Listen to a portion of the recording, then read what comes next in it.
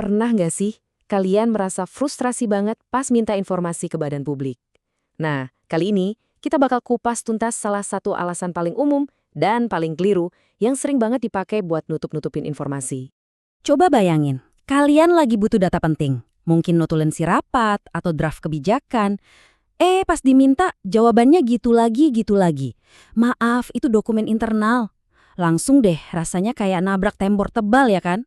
Nah, pertanyaannya sekarang, apa benar label internal ini sebuah benteng hukum yang sakti dan nggak bisa ditembus?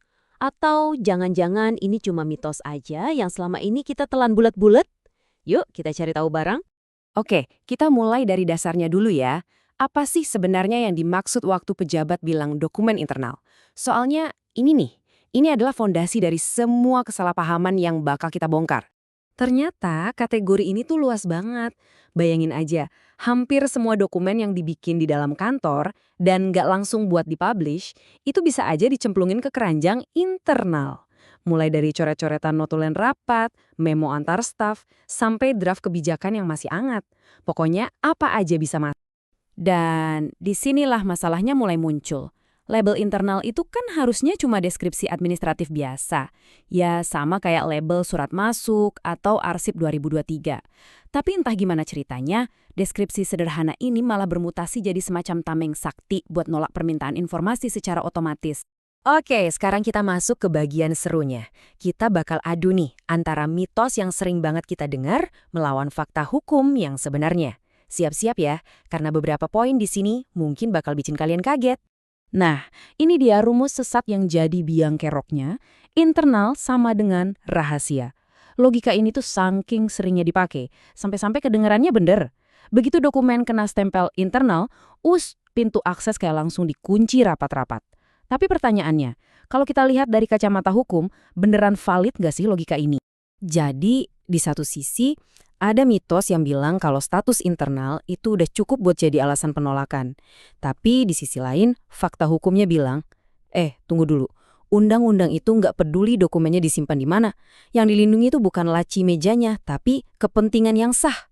Contohnya, melindungi proses pengambilan keputusan yang lagi berjalan biar nggak diganggu.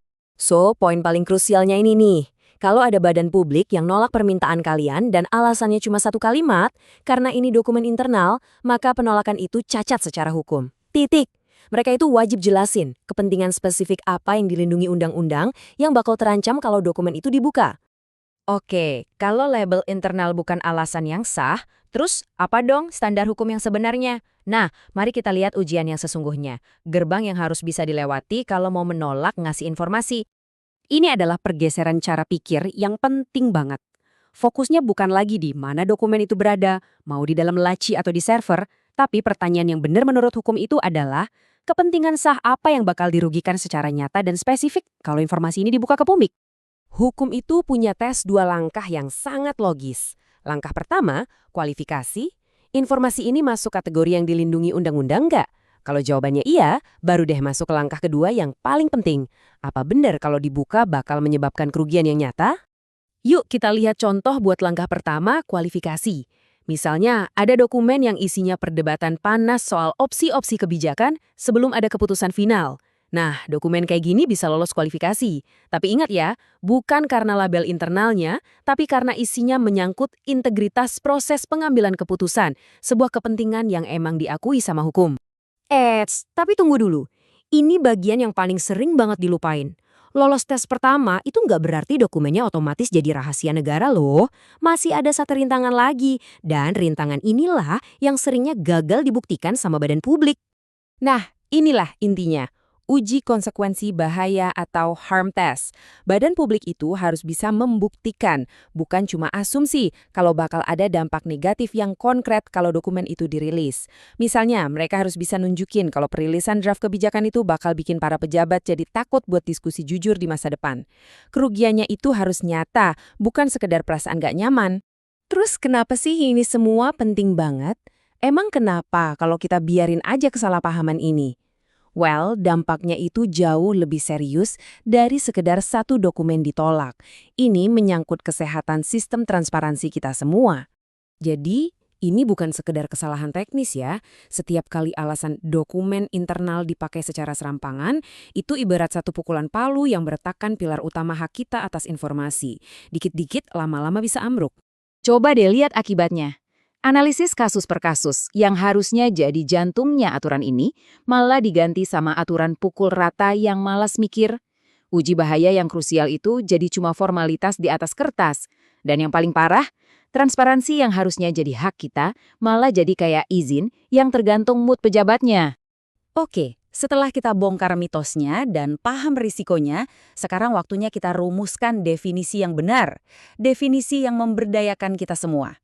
Jadi, apa sih makna dokumen internal yang seharusnya kita pegang? Nah, ini dia definisi yang benar. Coba perhatikan dua kata kuncinya. Tidak otomatis, dikecualikan, dan harus terbukti menyebabkan kerugian nyata.